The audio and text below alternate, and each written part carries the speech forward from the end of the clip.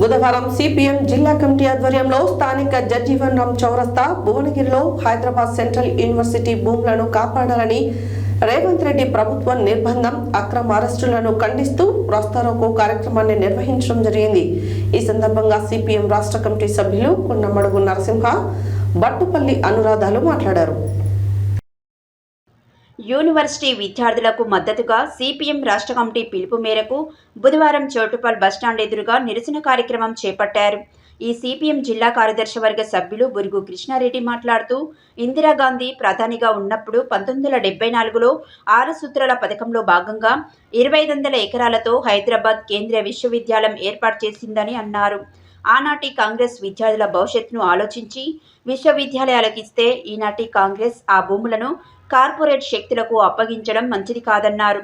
విద్యార్థుల పోరాటానికి మద్దతుగా వచ్చిన సిపిఎం నాయకులపై కేసులను ఎత్తివేయాలని డిమాండ్ చేశారు.